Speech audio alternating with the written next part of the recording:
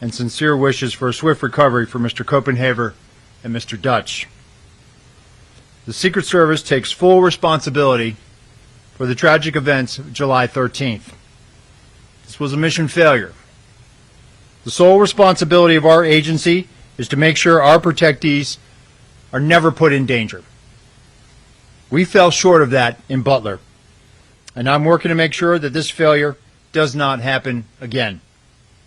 I'm focused on ensuring that the full resources of the Secret Service are utilized to safeguard our protectees, and I've implemented and will continue to implement changes to ensure that that happens.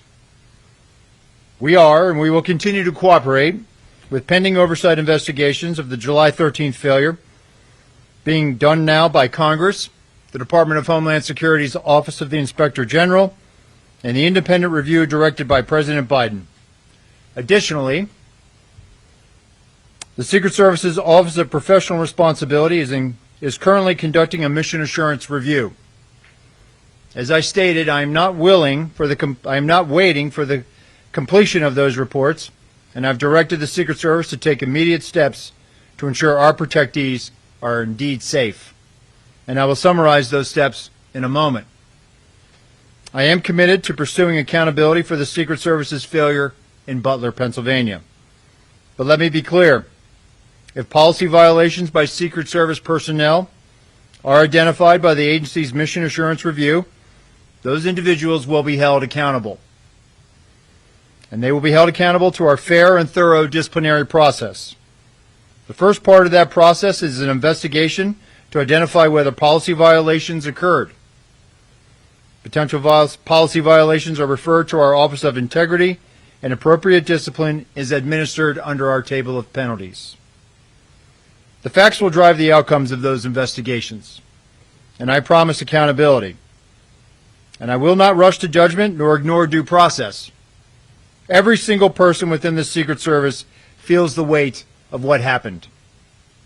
We are in an unprecedented threat environment and a high operational tempo during this presidential campaign.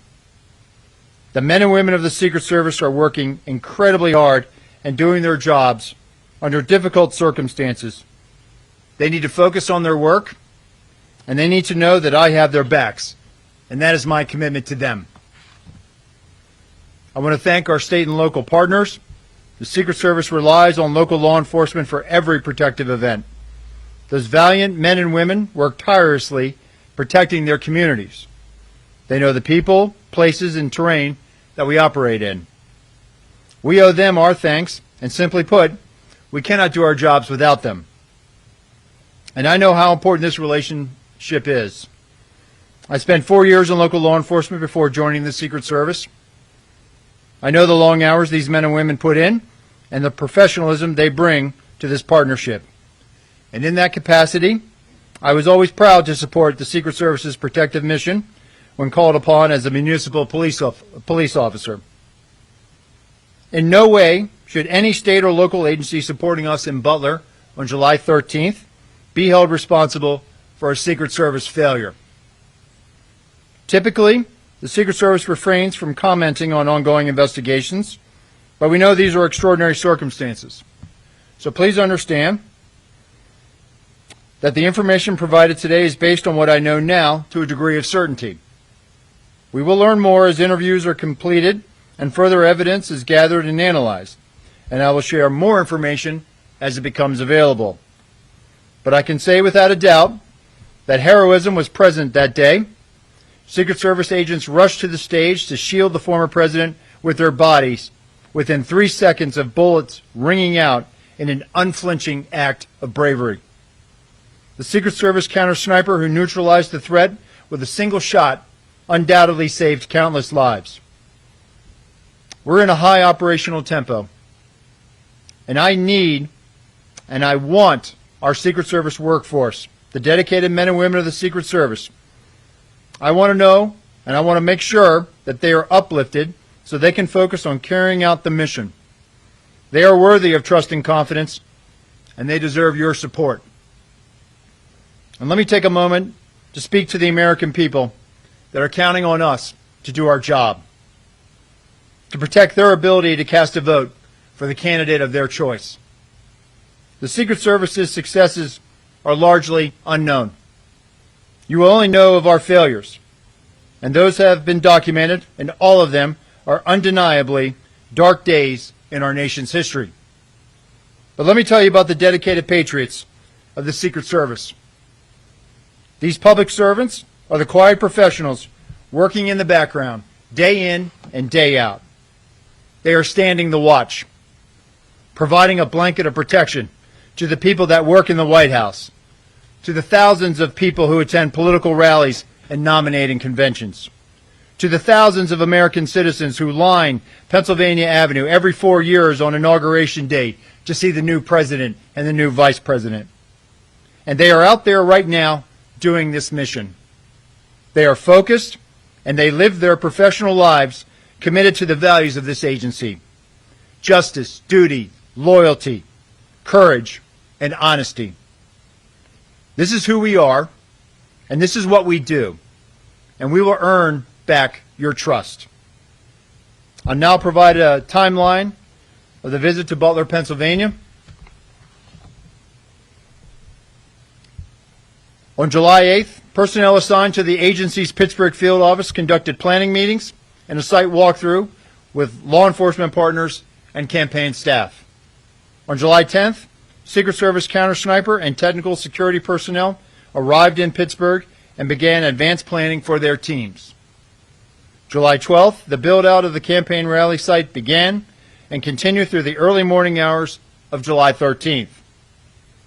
In the morning of July 13th, a site briefing was conducted with Secret Service personnel and law enforcement partners supporting the event.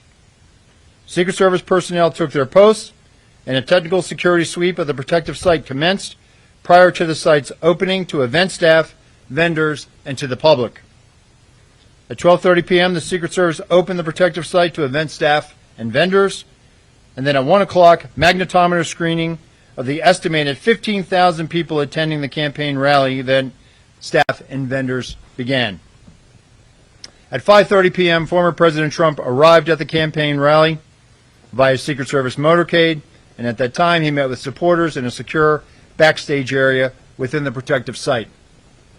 At 5:45 p.m., a local Butler County Emergency Services Unit counter-sniper team member texted the Secret Service counter-sniper team leader about a suspicious person and sent 2 photos of the individual later identified as the assailant. At 5:53 p.m., the Secret Service counter-sniper team leader texted the Secret Service counter-sniper teams that local law enforcement was looking for a suspicious individual outside of the perimeter lurking around the AGR building. At this time, Secret Service personnel were operating with the knowledge that local law enforcement was working on an issue of a suspicious individual. The concept of local law enforcement working on such issues is common at sites. And on July 13th, there were over 100 calls for support. At 6 p.m., former President Trump took the stage to begin remarks. And based on what I know right now, neither the Secret Service counter-sniper teams nor members of the former president's security detail had any knowledge that there was a man on the roof of the AGR building with a firearm. It is my understanding that personnel were not aware the assailant had a firearm until they heard gunshots. At 6:11 p.m., a member of the former President Trump's protective detail contacted their Pittsburgh field office counterpart to inquire about the radio update that there was an issue local law enforcement was looking into near the perimeter. At 6:11 p.m., the assailant's first volley of 3 shots was fired, and within 3 seconds, the former president's detail rushed the stage and covered former President Trump, shielding him with their own bodies. The 4 through 8 shots took place over the next several seconds. 15.5 seconds after the assailant's first shot, a Secret Service counter-sniper fired a single round that neutralized the assailant. That concludes a quick, brief summary of the timeline. And with that, I'll turn it over to our staff here to begin any questions. Director, we're going to start with Fox News. David Spons with this question. Hi, sir. Thank you for doing this. You said earlier this week to Congress that you said earlier this week to Congress that you don't want to tip anything on the scale as far as discipline disciplinary action is concerned, I need to ask you, since you testified, has anyone been suspended with or without pay? Has anyone been fired? And will you tell us as people are disciplined along the way, or is this something we're going to need to just constantly be asking? Or will you update and tell us 5 people have been fired, 6 people, 7 people? What can you tell us? Sure. Thank you for that question, David. So, as I said in my opening statement, there are going to be, there's the mission assurance review. If that mission assurance review is looking into if there were policy violations, at that point now, if in fact there were policy violations, at that point now it'll go into a parallel path of a disciplinary type of investigation. Those are internal investigations that deal with employee matters, so we're not going to be able to provide real-time updates or continuously to provide you updates on that. But what I will tell you is that these are very thorough investigations, and if in fact there were policy violations and they are substantiated, those employees will be held accountable. I think that if I just may, sir, people want accountability. You may not be able to tell us names or positions or something, but will you be able to say that people have been disciplined? People want to hear that there's some accountability here. I will be able to, at least at a high level, provide at least some type of statement that people are being accountable, being held accountable. If I may, and I appreciate this, Fox Digital obtained some new video of somebody on the roof, which we believe is the assailant, that was running back and forth while President Trump was speaking. What do you make when you see of that? How does that go with this timeline here? Yeah, so it affirms to me, and again, and you heard this from the FBI, and they're still conducting interviews and looking at this. It even just affirms to me that this was a failure. We should have had better protection for the protectee. We should have had better coverage on that roof line. We should have had at least some other set of eyes from the Secret Service point of view covering that. That building was very close to that outer perimeter, and we should have had more of a presence. And so as far as the timeline of him running back and forth, I know the FBI has provided a bit of a chronology as well, and so I'd have to go back and look at that. But the bottom line is this, David. This was a Secret Service failure. That roof line should have been covered. We should have had better eyes on that. Thanks, Director. We're going to go to the Washington Post. Terry Stein, next question. Yeah, thanks so much for doing this. I have just a quick follow-up. Can you describe, you said there were 100 calls for support, who those calls came from and what those looked like? And also, moving forward, do you anticipate, and if so, what any different changes in protocol between how Secret Service communicates or works with local law enforcement specifically as they work to secure events or other things? Yeah, thank you for that question. So with regards to calls for support, it was a very hot day that day. There was a lot of not only EMS type of calls to address people, but there were people that needed some other type of law enforcement assistance. This happens, candidly, happens a lot at outdoor rallies, where especially on hot days. So there was a lot of traffic, radio traffic on the local net about, hey, I need EMT here. So there was a lot of people that were needing assistance. With respect to the interoperability, so one of the things that I've directed is I've commissioned a task force. And that task force is going to be leveraging the resources of the Department of Homeland Security. It'll be co-chaired in all likelihood by someone from the Secret Service and someone from CISA. And I think we're also going to bring in some state and local law enforcement. The interoperability challenge, it's not an easy fix. It's not as simple as just trying to figure out the local frequency of the agency you're working with and then piping that into your radio network. It requires a substantial technical fix. In the meantime, before we can get to that, what I need to have is I need to make sure that our folks, when they're out there, we use a counterpart system. On the day in Butler, we had a Pennsylvania State Trooper in our security room. They also had a unified command post that had some of the other agencies that were on site that day. It is plainly obvious to me that we didn't have access to certain information, not by anybody's fault. It just so happened that there was a sense of urgency, that there might have been radio traffic that we missed. We have to do a better job of that. So moving forward, in addition to this task force that we'll provide more information on next week as we begin to stand that up, I've also directed all of our SACs, our special agents in charge of field offices across the country, to reevaluate where we put our security rooms. If a state or local sets up a unified command post, maybe we need to be in that room as well, as opposed to just being in another room and relying on that counterpart system. It was so apparent to me that in this incident, in the final 30 seconds, which has been the focus of what happened before the assailant opened fire, there was clearly radio transmissions that may have happened on that local radio net that we did not have. And so we have to do a better job of co-locating, leveraging that counterpart system, and this is going to drive our operations going forward.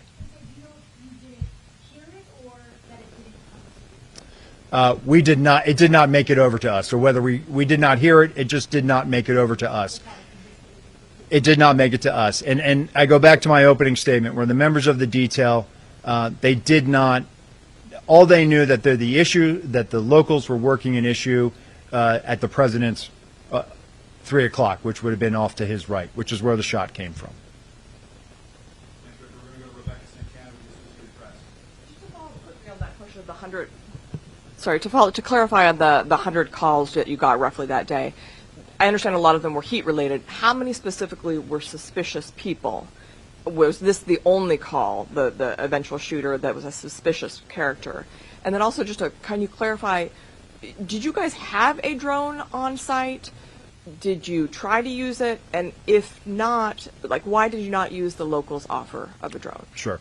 So as I understand it now, based on the information I have, there were other calls of suspicious individuals. And your other question was about drones? About the Drones. Did you have Yeah. a drone on site? It was a Secret Service drone, and what was the reason you Sure. couldn't use it? And then also there was this offer from the locals of somebody had a drone. Right. Why was that? So we did not have a drone on site. We did not put a drone up. Based on the information I have right now, I am aware that there was a request from a local agency to offer to fly a drone on that day, and that is also part of the mission assurance review that I've asked to get some better insight in.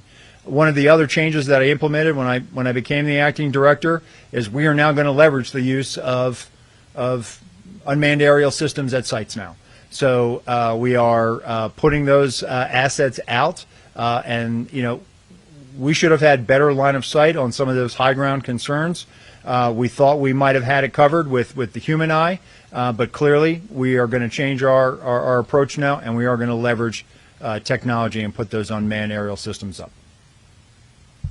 We're going to go to Nicole Skanga with CBS News.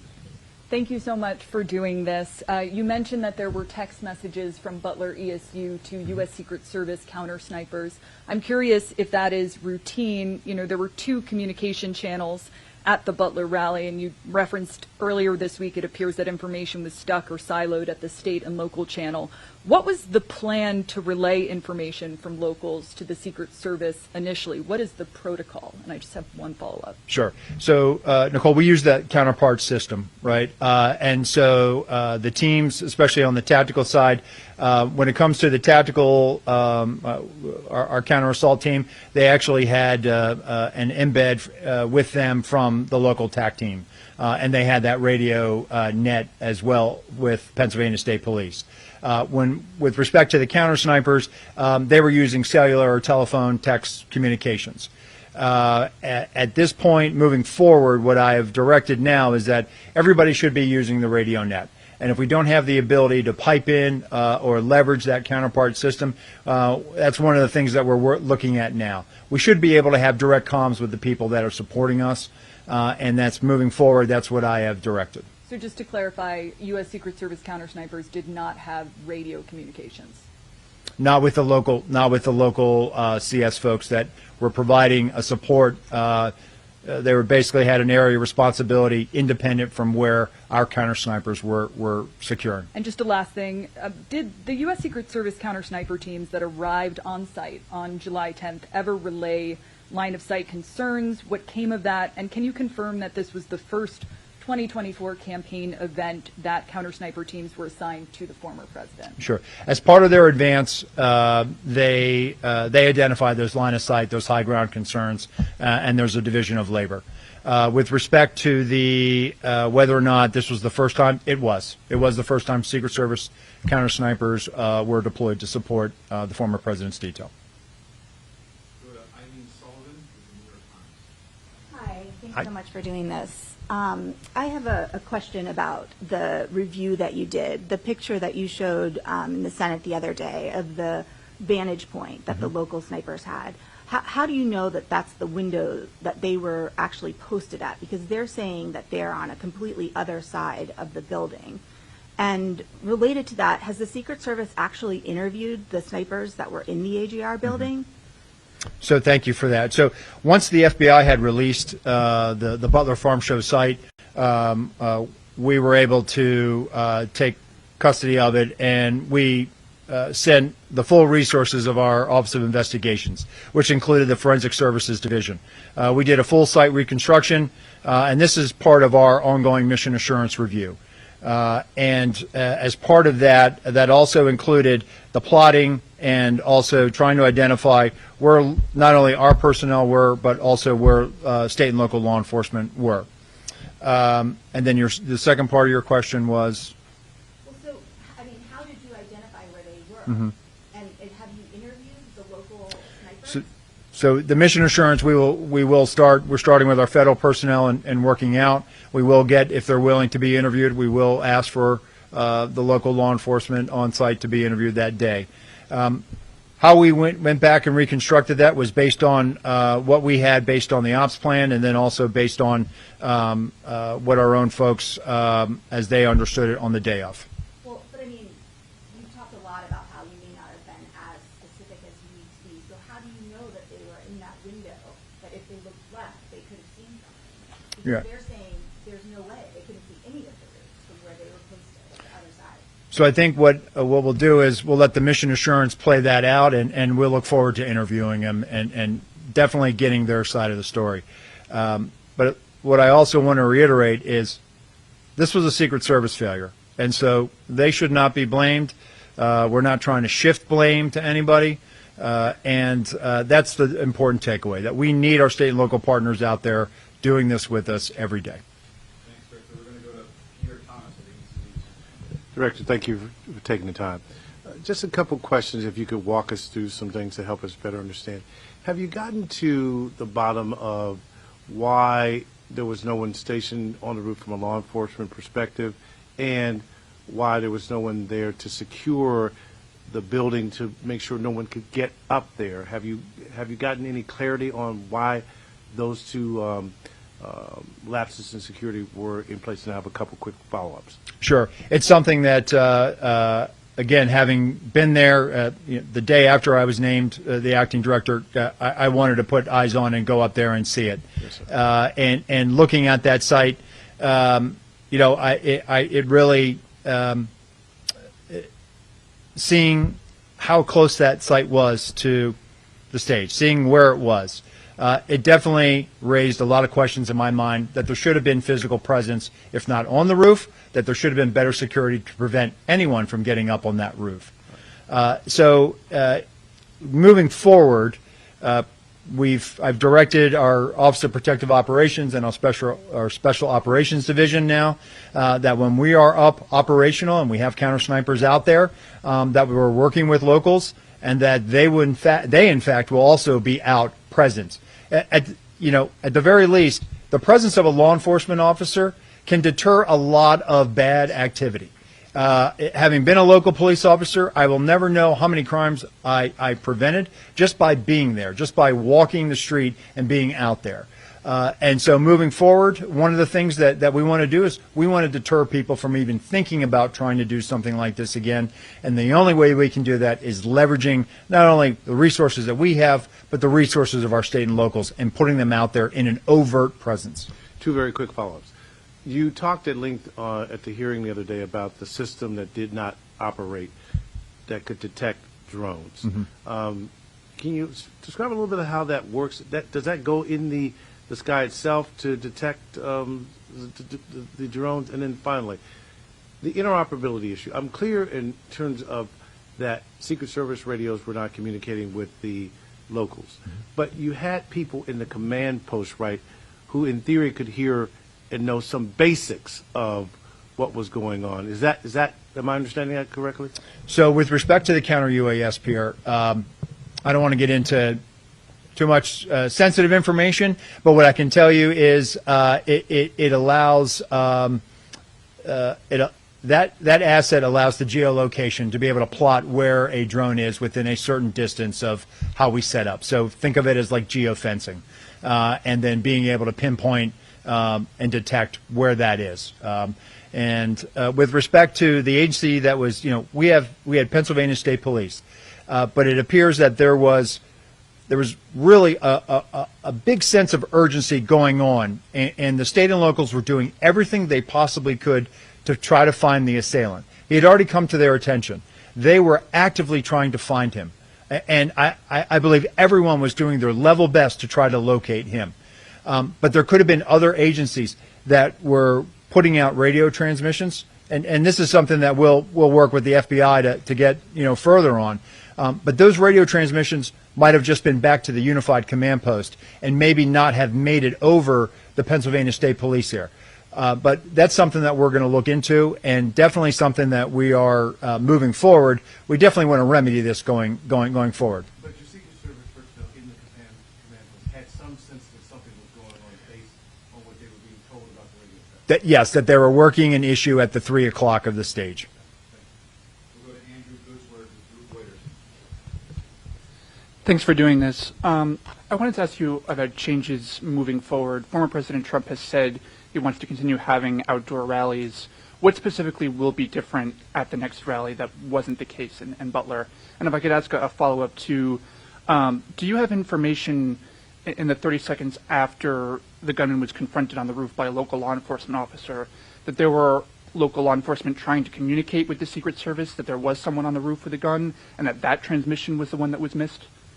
Okay. So with respect to the former president wanting to get back out there, listen, it's a campaign season, right? Candidates want to be out there. They want to be, whether it's an indoor site or an outdoor site, it's on the Secret Service to make sure that we create a secure environment. Listen, we identify challenges, we identify concerns, and then it's on us to figure out what we need to do to mitigate that. So if there are going to be future campaign rallies outside, it's going to be on us to make sure that we are providing all of the assets and resources to make sure that those sites are indeed secure. With respect to the radio transmissions, based on what the FBI, my colleague from the FBI testified the other day, and they are working on isolating some of those radio frequencies from the state and locals, that there was somebody who did in fact radio out that they had seen the individual with a weapon. What I can tell you is that piece of information, that vital piece of information, and by no fault of anyone, it was a very stressful situation. It did not make it over. Our detail, our counter snipers, everyone that was there that day, were operating under the assumption and under the last bit of information they had received that there was an issue that the locals were working at the 3 o'clock. That's the bit of information that we had, not anything about a weapon. We'll go to Holmes Library with CNN. I wanted you to address, or if you can, describe the Pittsburgh field office and their level of experience, especially in preparing for events like this, and also have they explained their thinking and how they defined the perimeter that day? Sure. Thanks, Holmes. Our Pittsburgh field office, I don't think there's anybody in the Secret Service who is feeling this more than the men and women of our Pittsburgh field office. And I've met with them. And they are down right now. And so when I've met with them the other day, it was very difficult. It's difficult for them. They feel like they let their colleagues down. They feel like they let the country down. And they are wearing this, and it's open. You can see it. It's an open wound that they are carrying. They are a very experienced office.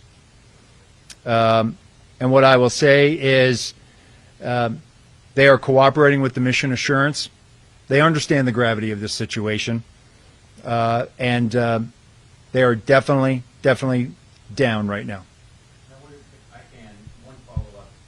You testified about one of the Secret Service failures is making assumptions that day. I'm curious, how the Secret Service can even make assumptions regarding protections, because it seems antithetical to the entire protection mission. Yeah. So when I said it's a failure to challenge our assumptions, meaning the assumption that, hey, that's going to be addressed or that's going to be covered by state and local. So earlier this week, I convened a call with all of our special agents in charge of all of our field offices, and I expressed to them, listen, we need our state and local counterparts, but we also have to be very direct, very clear about what our expectations are about what we need from them, whether it's a particular asset, whether it's particular numbers of personnel. We need to be very clear so that they have an understanding of exactly what we need from them. That's on us. We need to be better communicators and articulate exactly what we need to mitigate any challenges, concerns, or anything that we identify during that advanced process.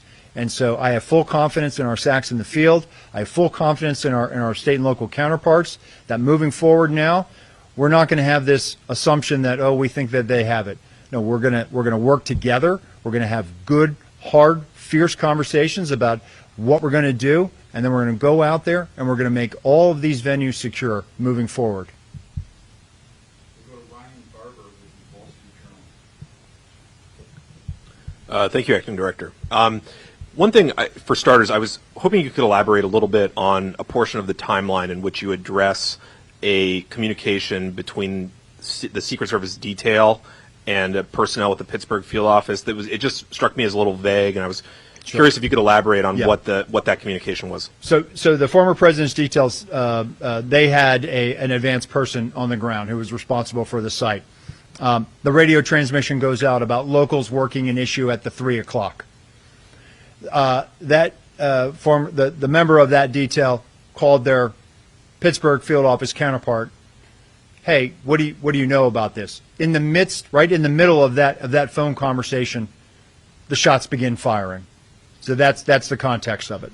And sorry if I missed. Could you say how they became aware of the locals working an issue in the first place to even have that conversation with them? That was the radio transmission that was put out by our security room. I got it. Okay.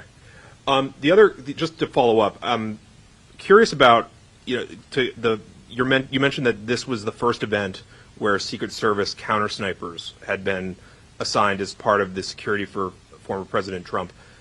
To what extent do you think that factored into what were ultimately shown to be the failures? Just that this was a first time, at least in a while, in his capacity as a former president, that they were there on the site.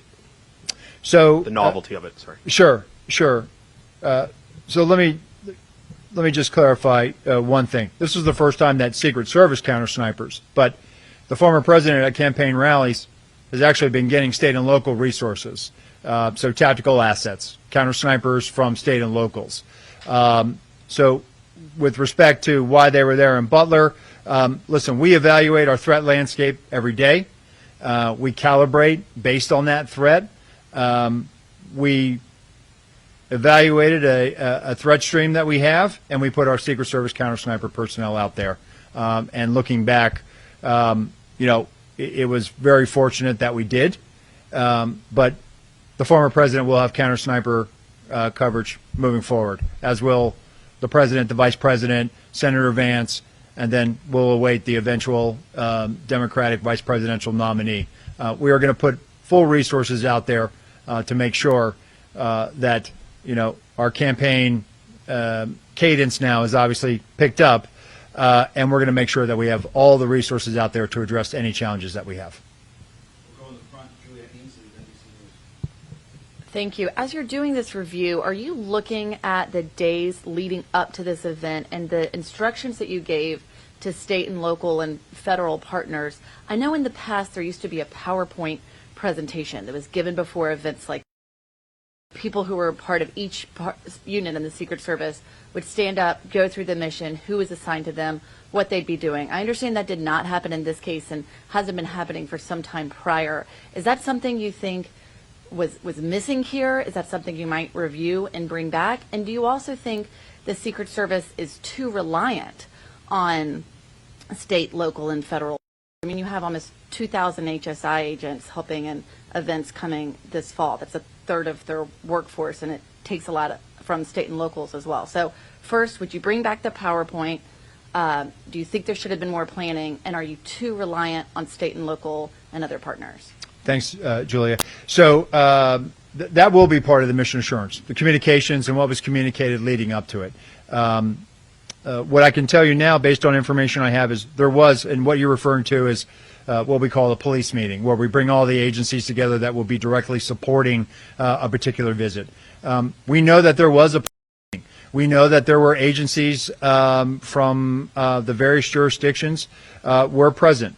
The ones, and when I say that, the ones that were the primary ones identified with providing support and were going to be involved in the advanced planning process, meaning they were going to provide a counterpart, kind of like what you said, the PowerPoint. If you're going to be conducting the site, this is Special Agent so-and-so, and here's their contact info. And then usually at the end of that meeting, everyone kind of goes off and they form up and they go over, how they're going to go out and do the walkthroughs and identify some of the things. Based on the information, I don't know about the PowerPoint. I can tell you that there was a police meeting. With respect to the PowerPoint, I certainly think that visuals are always good. I think that if we're not using it, we certainly will. But that goes back to my direction that we have to be very specific about what we're communicating and what our expectations are moving forward. With respect to the reliance on state and local law enforcement, listen, there are 700,000 full-time law enforcement officers, over 700,000 full-time law enforcement officers in the United States. The majority of prosecutions in the criminal justice system in the United States are done by state and locals. That's a result of criminal investigations that they do every day in their communities to keep them safe. Over 135 officers died last year serving their communities, federal, state, and local. 47 of them died by violent means, gunfire. There's not an over-reliance on them. They're out there every day securing their communities. They know the terrain. They know the people. More importantly, they know the local laws. If you're in a state where it's open carry, we're going to rely on them to enforce local laws. I, as a federal agent, cannot go out there and enforce the laws of the Commonwealth of Pennsylvania. I need those state and local law enforcement officers. So I would push back on that. With respect to leveraging other federal partners, when we were in the Department of Treasury and I was a brand new agent, I would stand post during a campaign year with agents from ATF, IRS Criminal Investigations. We were all one big happy family. Customs. Customs moved over to DHS just like we did. So we do this every 4 years. We rely on those partners. We use them during national special security events like the Democratic National Convention, the United Nations General Assembly, the presidential inauguration. Those are whole of government security operations, which the Secret Service is the lead planning for, and we're going to bring in partners from across the government. I don't feel that it's an over-reliance. It's something that we have done going back to our days at Treasury, and we're going to continue to do that. We need those partners, and we need those state and local officers. Can I follow up here? Sure. There's just something I didn't understand. When you're talking about that time period where locals understand that this person is a threat, but it's before Secret Service finds out, understands communication issues, were they not standing right next to them, or were they in two separate command centers? So we had our security room, and then they had a unified command post, and we had Pennsylvania State Police officer representative in our security room. There was no Secret Service agent in the unified? No, there was not. Are there typically two separate command centers? That was unique. As I understand it, that's an emergency management model that they use. As I mentioned in that conversation with our special agents in charge in the field, I've directed them, hey, we need to rethink where we put our security room. If the large majority of our partners or in a unified command post or in a different location, we need to probably be there too. And so we have to rethink how we, where we put our security rooms, and we are in fact doing that now moving forward. So let's go to Ellen Gilmer with Bloomberg. We'll do the pool, and if there's time for follow-up, we got to take your Thanks so much. Appropriators in Congress this week delayed consideration of DHS's budget for fiscal 25. They want to know more about what Secret Service needs. I know you said Tuesday, obviously every agency head is always going to say they need more resources, but can you be kind of specific about what resource needs there may be, particularly when we're looking at the technology issues, radio transmissions, Sure. the CUAS system? So following this, we have had tremendous support from the Department of Homeland Security and from the Secretary. And we have, in fact, looked at all of these needs. Given this dynamic, high-threat environment that we're operating in order to meet this, we can meet this now. But it is going to require additional investments and resources, and we are having those conversations. We certainly we've had great support not only from the department, but also our appropriations committees, and we are working through kind of what our needs are right now. We will have future conversations about this, and we are appreciative that everyone is really coming together to make sure that we have what we need to meet this high threat. And some senators have started to bring up that whole chestnut of should Secret Service be in DHS. Is that a conversation that you think is productive at this time? Listen, that's not for me to weigh in on, but what I will tell you is, there's also a lot of discussion about why should the Secret Service do criminal investigations. And what I would say is this. We were founded in 1865 as an investigative entity. It's in our DNA. I firmly believe that the best protection agents learn those skills being criminal investigators. You learn how to interact with people. You learn organizational skills. You learn to be analytical. Those are all traits that you need to have when you're on a detail. Moreover, if you look at where we are today, buildings, communities, everything is interconnected. And so we have a particular expertise in cyber and in cybercrime and critical systems protection. And so when you overlay that investigative skill set that we have, it's more than just securing the president or our protectees in a brick and mortar setting. It's also protecting them from things that make them vulnerable due to cyber. And so the only way to learn those skills, to be able to detect, to be able to analyze, to be able to make sure that we are hardening not only cyber systems, but hardening a building that is fed by cyber systems, the only way to gain that experience, that knowledge, is to be able to do criminal investigations. Additionally, it is within our investigative authority to follow up on threats. People make threats to the president and the people we protect every day. We need to have that domestic and international network of field offices to be able to track down those threats.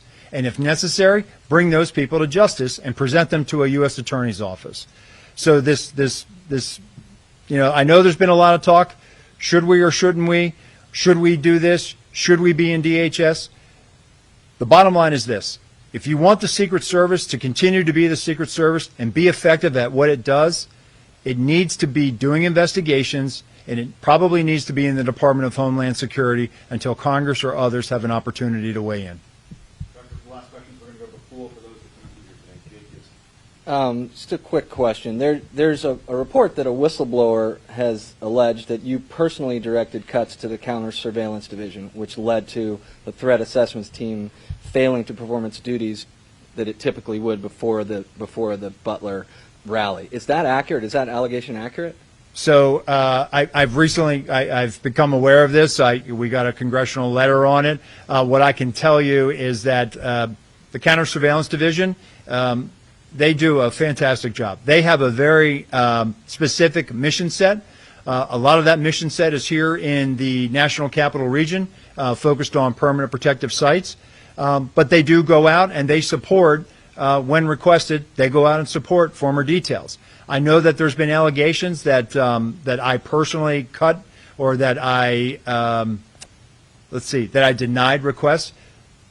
The Counter Surveillance Division has been out there supporting the former president's detail at some very high-profile events. they continue to provide that support, and they're out there providing support right now. So we're going to respond to the letter that we received, and we'll be sure to make that. I'm sure they will. We'll be able to share that response when the committee says it's okay to respond. Is that a no, though? Did you cut funding personally? I did not. No.